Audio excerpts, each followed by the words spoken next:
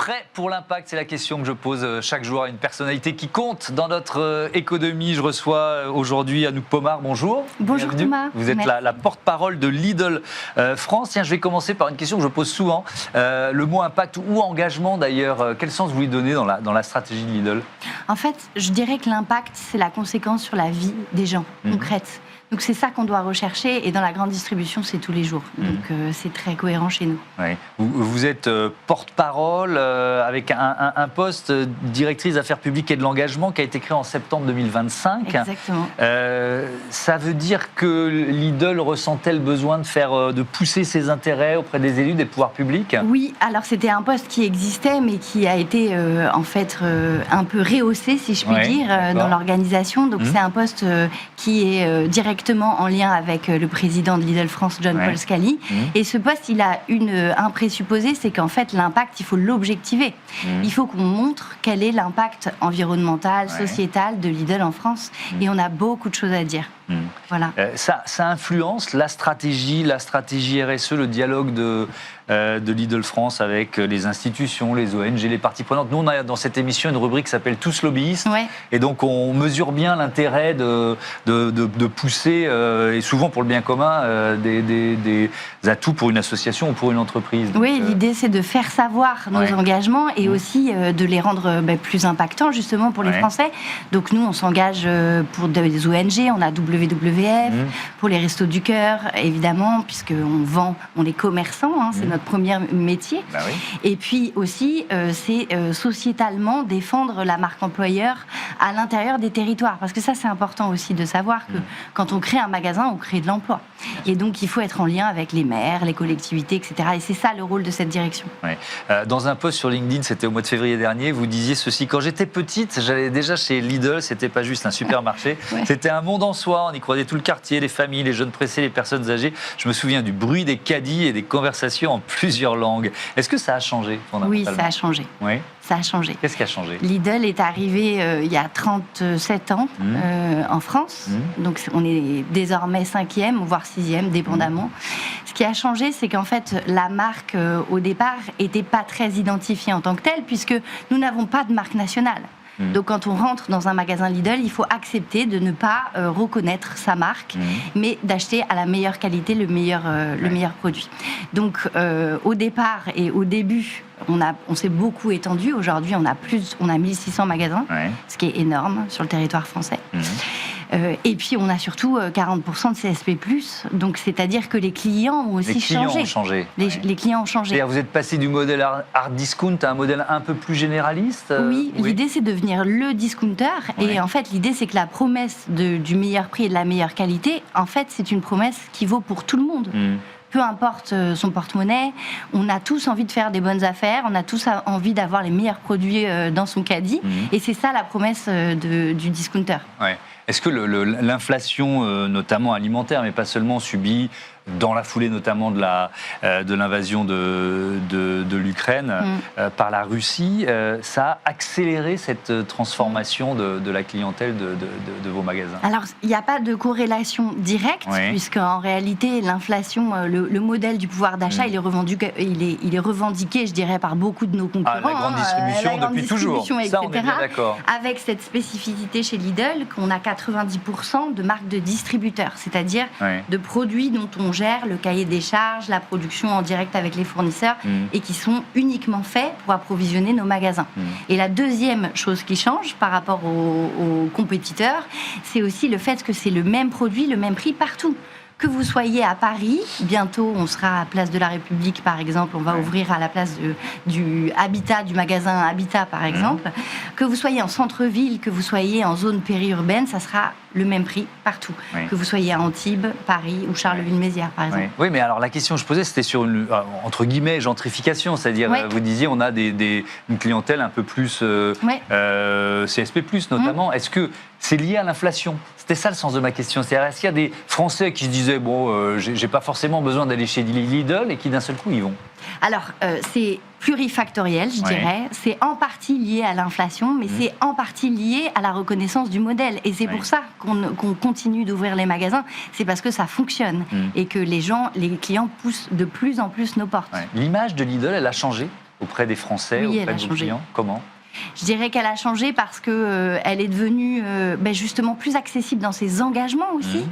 On vient d'annoncer des partenariats. On est au Salon de l'Agriculture depuis plus de 10 ans. On est le seul distributeur. On parlera évidemment du travail avec les agriculteurs, c'est très important. Aussi, on est aussi avec des partenariats structurants, des ONG, etc. Donc on a beaucoup de visibilité dans nos marques. Et puis on a surtout cherché à travailler l'implantation locale de nos magasins et les bassins d'emploi qu'on conduit. Donc oui, elle est de plus en plus connue. Aujourd'hui, c'est 8 Français sur 10 qui sont à moins de 10 minutes d'un Lidl. Vous en avez un en face ici. Oui, c'est vrai. On en a 1600 en tout. Donc on est boulevard de la Villette, au cœur de Paris. Ouais. Donc c'est un maillage territorial qui est aussi une grande force pour nous. Effectivement. Est-ce qu'il y a une demande de transparence de plus en plus importante des clients ? Sur la traçabilité des produits, sur leur origine, etc. Tout à fait. Il faut pas. Je pense que le principe, c'est d'être en avant-garde de ce qu'on devrait faire parce que la régulation, la loi, les pouvoirs publics nous y obligent. Il faut aller chercher en fait le supplément d'âme qui va faire que le consommateur, il a envie de savoir ce qu'il achète et il a raison de vouloir le savoir. Et pour ça, on a des dispositifs, mais on peut même aller plus loin. Vous êtes mieux disant par rapport à ce que la loi vous impose. Je vous donne un exemple concret. Le Nutri-Score, par exemple, c'est une labellisation dont on n'est pas obligé de se saisir. Nous, c'est 7 produits sur 10 aujourd'hui, avec des Nutri-Scores qui sont A ou B pour la moitié des produits en magasin. Donc, c'est la moitié qui ne sont pas des produits ultra transformés, qui sont des produits de premier plan, je dirais, pour le caddie des Français. Donc ça, par exemple, c'est une démarche qui est à l'initiative volontariste. Mais on peut la pousser encore un cran plus loin. Je vous donne un autre exemple. Le Rémunérascore, par exemple, c'est la même chose qu'un Nutri-Score, donc c'est A, B, C, D, E. Et sur certains produits, on va la poser pour regarder comment la filière est rémunérée, l'amont agricole, sur ce produit. Donc A, B, C, D, E, et en réalité, ça fonctionne très bien parce qu'en fait, on donne une information en plus au consommateur et le consommateur s'en sert pour acheter ou ne pas acheter d'ailleurs. Alors justement, tiens, ça rejoint la question que Julien Steimer, qui était sur notre plateau il y a quelques jours, directeur général de l'administration et de la modernisation au ministère des Affaires étrangères, a choisi de vous poser. On l'écoute tout de suite. Bonjour Anouk. Le ministère de l'Europe et des Affaires étrangères accompagne près de 20 000 PME françaises à l'étranger sur les questions d'export chaque année.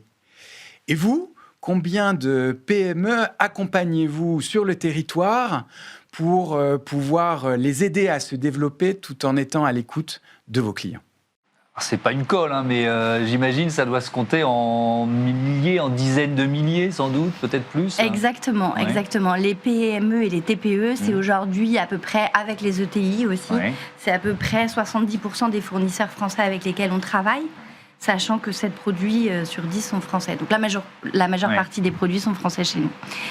Pourquoi ? Parce qu'en fait, c'est le tissu qui est économique qui est fait comme ça. On sait que ces entreprises, cette catégorie d'entreprises, elle pourvoit beaucoup plus d'emplois en France et elle est absolument nécessaire à la grande distribution. Donc, évidemment, on travaille avec eux de manière quotidienne. En revanche, là où aussi on est un peu différenciant, c'est que ce modèle Lidl, ça existe dans 30 pays, plus de 30 pays en Europe. Et ce que ça veut dire aussi, c'est qu'on est aussi, nous, vecteurs d'exportation pour ces produits. En fait, ce qu'on va faire, c'est... Car vous aussi, vous aidez des PME françaises à l'export. Et que donc, les PME françaises avec lesquelles on travaille, c'est aussi des gens et des personnes qu'on va accompagner pour atteindre des marchés en Allemagne, en Grande-Bretagne, en Irlande, sur des produits français qui sont des produits soit en surproduction, soit avec lesquels on a une ambition de travailler profondément.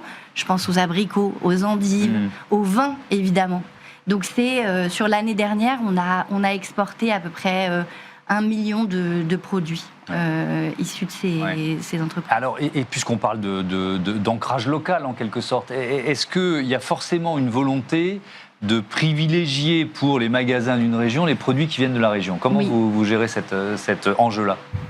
Lidl est un modèle unique international qui est européen, donc ça c'est le premier point, mais nous pensons localement, notamment sur les achats. C'est pas contradictoire, on peut penser local et exporter à l'autre bout de l'Europe, quoi. Pas du tout, parce que vous rentrez dans un magasin, c'est probablement le même que vous soyez en France ou en Grande-Bretagne. En revanche, les produits peuvent être régionaux. Donc l'idée, c'est d'avoir dans une gamme resserrée toujours la meilleure offre et l'offre la plus proche du consommateur. Mais là où la différence se fait, c'est que dans notre gamme saveurs de nos régions, par exemple, si on a un produit qui est local, on est susceptible de le passer au national, mais aussi sur d'autres marchés européens, et c'est là la force du modèle. Ouais. Alors, on va effectivement, vous avez commencé à l'évoquer, s'intéresser aux partenariats que vous pouvez créer avec les agriculteurs. Il y a toujours la question, vous parliez de votre Rémunérascore. Rémunérascore, bon, très bien. Ça répond effectivement à la question de la rémunération, notamment des agriculteurs. C'est vrai qu'il y a des critiques qui ont été exprimées, notamment dans un rapport sénatorial, sur les marges de la grande distribution, sur un certain nombre de pratiques de pression verbale, violente. C'est en tout cas ce qui a été exprimé contre certains fournisseurs. Alors, je vais poser une question de base déjà sur vos marges. Quelles sont vos marges et ensuite on parlera des méthodes. Alors les marges, elles sont très réduites et nous on a été auditionnés lors de cette commission, donc évidemment on les a données de manière transparente, ce qui est logique. On est entre 1 et 2% sur les produits, donc c'est vraiment un commerce qui a des marges très réduites sur les produits qu'il met en distribution dans ses rayons en tout cas. Sur ce débat... Est-ce que les marges sont les mêmes, pardon, je vais au bout du truc, parce que la critique, je reprends les critiques qui ont été exprimées dans le rapport, qui étaient passionnants, c'est que les marges ne sont pas les mêmes sur les produits ultra transformés ou sur les produits bio. Est-ce que vous faites de la marge sur le bio pour compenser les produits sur lesquels vous ne pouvez pas faire de marge, en quelque sorte ? Pas du tout. Nous, on donne une moyenne de marge, mais pas du tout dans le sens où il faut voir que nous ne distribuons pas. C'est pour ça que nous avons les prix les plus bas. Il y a entre 20 et 30% de différence entre nos prix, un panier moyen, et la concurrence. Et pourquoi on peut faire ça ? Parce qu'on n'est pas dans les marques nationales. Nous distribuons nos produits. Donc ça change aussi le cahier des charges, ça change la construction des prix, puisqu'on peut faire une construction vers l'avant en sachant très bien ce qu'on donne aux producteurs au départ. Donc ça, c'est aussi la grande différence sur d'autres modèles en marque nationale. C'est que nous, on peut du coup assumer des prix à 20 à 30% moins chers que le marché, parce que nous ne payons pas la marque, nous ne payons pas le marketing du produit, nous ne payons pas... Donc le modèle est un peu aussi différenciant sur ce point de vue. Le deuxième aspect, et la Commission l'a vu, c'est que nous achetons français majoritairement depuis la France. Ce qui est aussi une grande différence. Dans la construction d'un prix, souvent on consolide ses achats. Je suis désolée, ça devient un peu technique. Non, mais il faut rentrer dans les détails. Dans une centrale d'achat souvent européenne. Qui permet de contourner la loi Egalim. Exactement. Donc nous, nos acheteurs, ils sont à Châtenay-Malabry. Il y en a 45, je connais tous leurs prénoms. Et ils achètent les volumes pour l'ensemble des magasins depuis la France. Ce qui change aussi par rapport au secteur. C'est-à-dire que c'est possible d'avoir une relation avec des fournisseurs, de ne pas consolider ses achats, dès lors que le volume est là, pour pouvoir avoir le meilleur prix, mais sans sacrifier la production. Et la place des produits bio ou des produits sains, on va essayer d'élargir un petit peu, parce qu'il n'y a pas que le bio. Vous réussissez à faire suffisamment de place avec vos critères de prix à ces produits-là ? Oui, on essaye. Nous, notre rôle, c'est donner le choix au consommateur, en fait, le choix au client. Donc, il faut qu'il ait le choix. Et nos magasins sont plus petits que les autres. Si vous êtes déjà dans un Lidl. Donc c'est encore plus difficile. Exactement. Les choix ont plus d'impact dans ce qu'on fait. Je peux le comprendre. Voilà. Donc, sur la gamme bio, puisque vous l'évoquiez, en réalité, le bio, il a souffert de l'inflation, vous en parliez tout à l'heure. Donc, c'est vrai que nous, on a une offre bio qui s'est aussi un peu réduite, mais qui est encore présente dans nos magasins. Et par contre, sur les alimentations saines et durables, ce qui est, par exemple, les Nutri-Score, label A et B, ça, c'est 50% de nos produits. Donc, c'est aussi notre rôle de ne pas avoir que des pizzas en rayon, des produits ultra transformés, très rapides, même s'il faut aussi s'adresser à toutes les clientèles. Oui, il faut répondre à toutes les demandes. Avec quel type de contrat passer avec les agriculteurs ? Ils demandent de la visibilité, Exactement. Les agriculteurs. Ce qu'il faut, c'est aller chercher la pluriannualité. Nous, on a des fournisseurs. Aujourd'hui, on a à peu près 1000 fournisseurs français avec qui on travaille. Et ça fait entre 5 et 6 ans qu'on travaille avec eux, en moyenne. Avec des prix garantis, comment ça fonctionne ? Avec une visibilité et une pluriannualité. L'idée, c'est qu'en fait, l'agriculteur qui ne sait pas de quoi demain sera fait, il ne va pas changer son mode d'exploitation, il ne va pas décarboner, il ne va pas investir. Et c'est logique. Donc, c'est à nous de lui donner ces garanties-là, et c'est ce qu'on essaye de faire.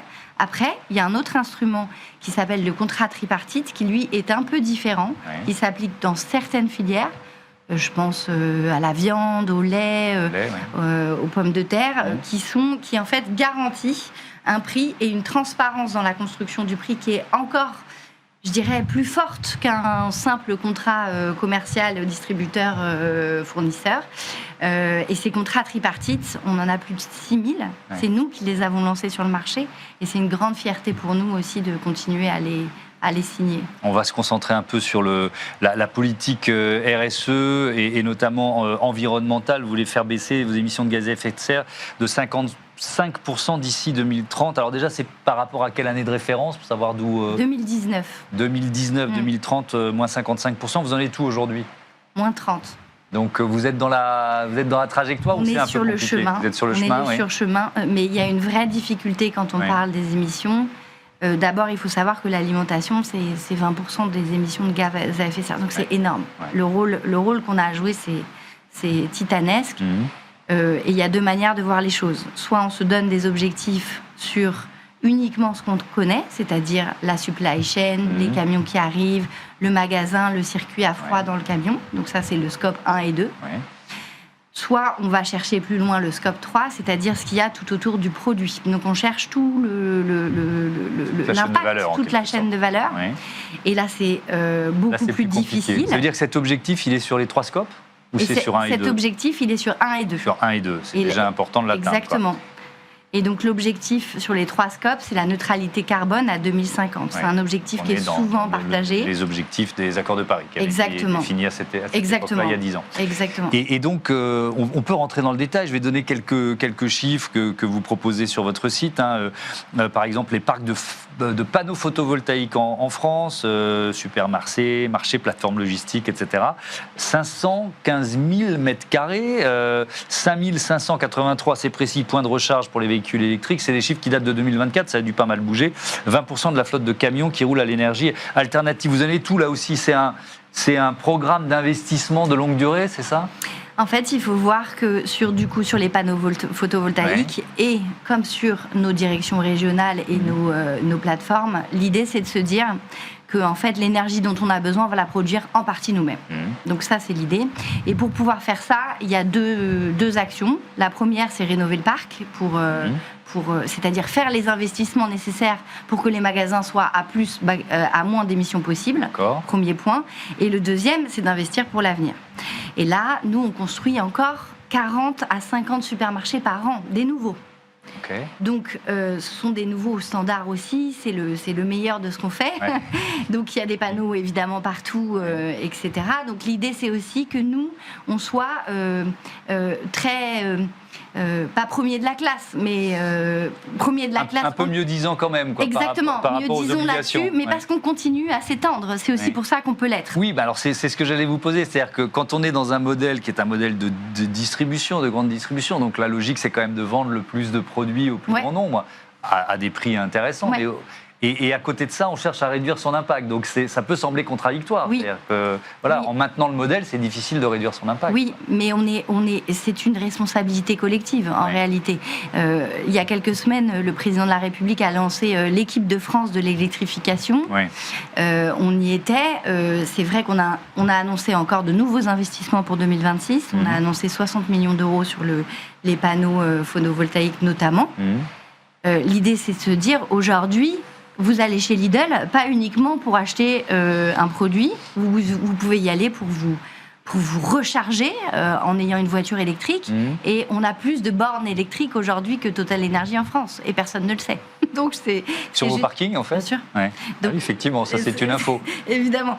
Donc on a aussi ce rôle-là de se dire qu'on ne va pas seulement faire des courses, on va aussi... Mais c'est un argument de vente ou de maintien du client, une façon de fidéliser le client aussi, j'imagine. En tout cas, c'est principal. Vous accompagnez, vous accompagnez l'électrification de nos déplacements. Vous dites, si on ne le fait pas, on va perdre des clients qui iront voir ailleurs. C'est quoi la logique? Non, on le fait parce qu'en fait, c'est aussi notre rôle de passer à l'électrification et d'avoir un impact qui est plus durable.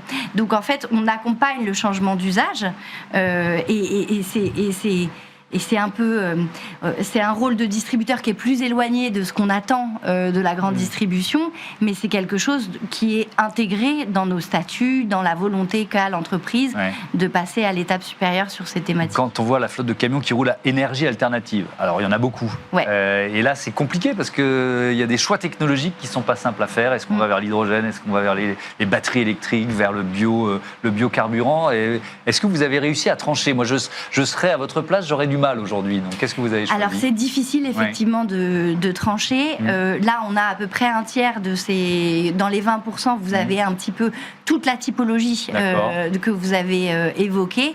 En fait, l'idée, nous, c'est qu'on a implémenté dans la supply chain ces objectifs environnementaux.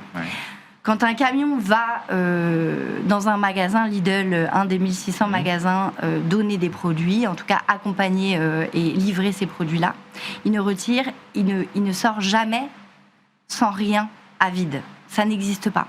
Pourquoi? Il ne repart pas à vide. Il ne repart pas à vide. Il prend l'ensemble des déchets, que ça soit plastique, etc., qu'on a au sein du magasin, et il en sort avec. Pourquoi est-ce qu'on fait ça? Parce qu'en fait, nous, on intègre les objectifs de recyclage aussi, de packaging, sur la supply. C'est-à-dire qu'on a tout intégré et internalisé.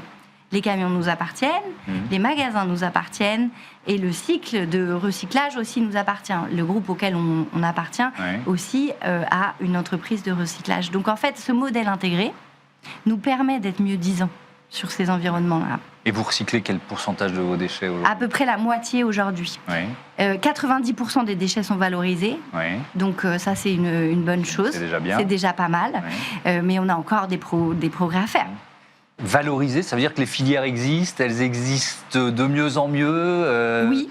Parce que ça, c'est une vraie question. Parfois, il faut créer la filière pour valoriser les déchets. Bien sûr, nous, on travaille beaucoup avec Citeo aussi sur les emballages, évidemment. Et nous, on a aussi cette capacité d'action plus rapide que je vous décrivais tout à l'heure, qui est un peu technique, qui est que on donne les prescriptions du produit. Donc, à un moment donné, quand un fournisseur va produire pour Lidl un camembert, pour vous donner un exemple, nous pouvons lui donner le grammage du plastique autour.